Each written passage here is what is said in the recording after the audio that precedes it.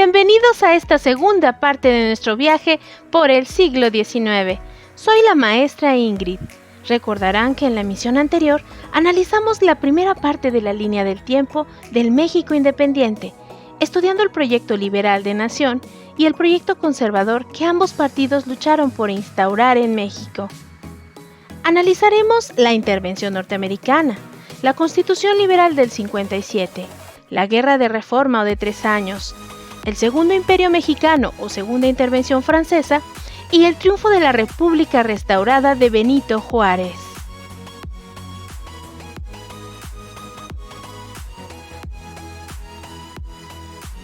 ¿Lo recuerdan? Este es el mapa de México en el siglo XIX, antes de la guerra contra Estados Unidos.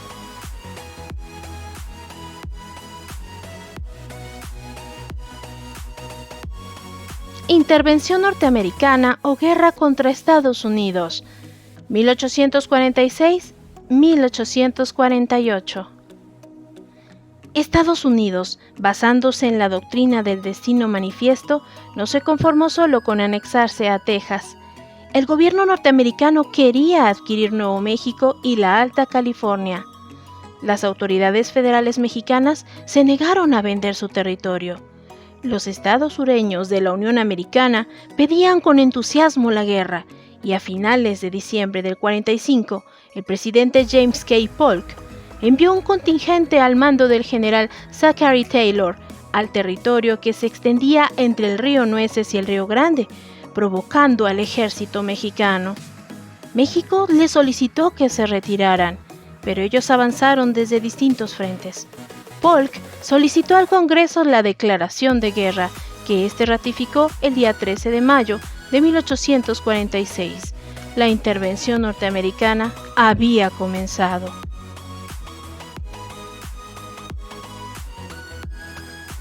El 12 de mayo de 1846, Estados Unidos le declaró la guerra a México. Las tropas norteamericanas entraron a territorio mexicano y combatieron.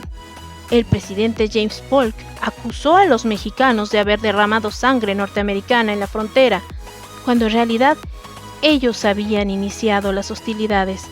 Dicha invasión se debió a la política expansionista de Estados Unidos, quien pretendía apoderarse de México. El general Pedro María Anaya fue derrotado en Churubusco, después de una valerosa lucha frente a las tropas norteamericanas, mientras que el general Felipe Santiago Xicoténcatl dio su vida por la patria en Chapultepec.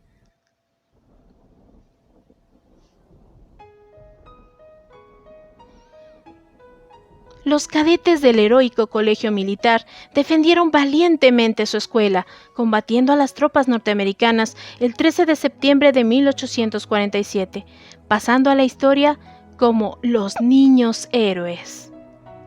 Cabe mencionar que el batallón de San Patricio estaba integrado por soldados norteamericanos que se rehusaron a luchar contra México. Finalmente, Antonio López de Santana renunció a la presidencia y México perdió más de la mitad de territorio nacional con la firma del Tratado de Guadalupe Hidalgo.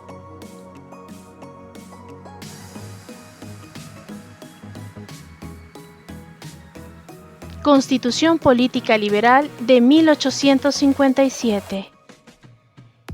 La Constitución de 1857 estableció las garantías individuales a los ciudadanos mexicanos, la libertad de expresión, la libertad de asamblea, reafirmó la abolición de la esclavitud, eliminó la prisión por deudas civiles, las formas de castigo por tormento, incluyendo la pena de muerte, las alcabalas y aduanas internas.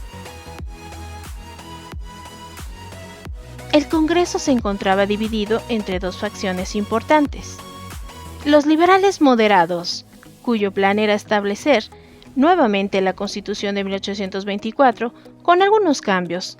Entre ellos destacaron Mariano Arizcorreta, Marcelino Castañeda, Joaquín Cardoso y Pedro Escudero y Echanove. Entre los liberales puros o radicales, encontramos a Ponciano Arriaga, Guillermo Prieto, Francisco Zarco, José María Mata y Santos Degollado, que pretendían realizar una nueva redacción de la Carta Magna. Las discusiones fueron acaloradas y se prolongaron a lo largo de un año. Finalmente, el 5 de febrero de 1857, fue promulgada la Carta Magna.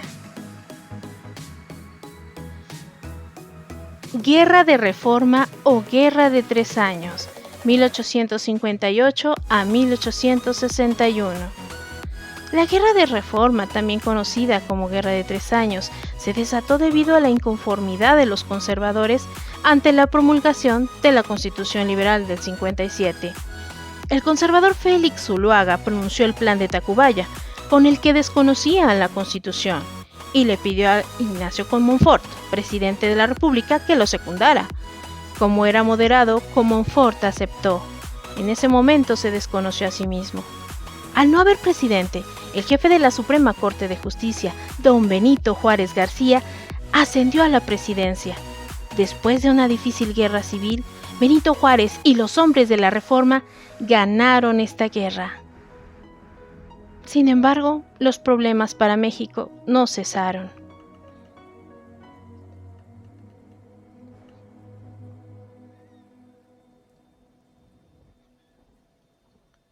Segunda intervención francesa o Segundo Imperio Mexicano, 1862 a 1867.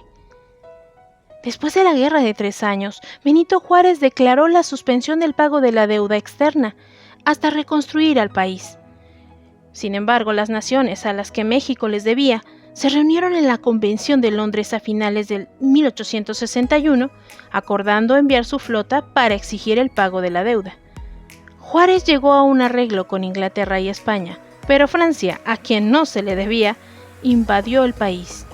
Los conservadores y los franceses se aliaron contra el presidente Juárez y trajeron a Maximiliano de Habsburgo, archiduque de Austria, para gobernar México, instaurando el Segundo Imperio Mexicano, de 1864 a 1867. Así iniciaría nuevamente la lucha por la defensa de la soberanía nacional. Finalmente, Napoleón III retiró al ejército francés del país, dejando a Maximiliano solo con las tropas conservadoras, las cuales fueron derrotadas por los liberales. Fue enjuiciado y encontrado culpable de traición a la patria, siendo fusilado junto con los generales Miramón y Mejía en el Cerro de las Campanas, Querétaro, el 19 de junio de 1867. La República restaurada.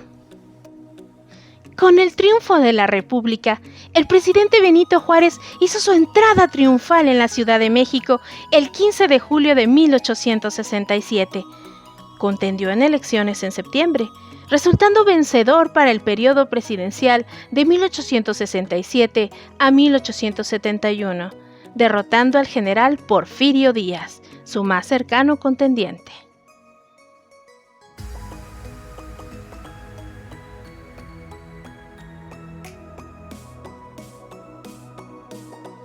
Hasta aquí nuestro recorrido por el siglo XIX en México, una época de grandes pérdidas y retos para una joven nación independiente, con verdaderos héroes que la defendieron con su vida. No te pierdas nuestro capítulo sobre el Porfiriato. ¡Nos vemos en la próxima aventura!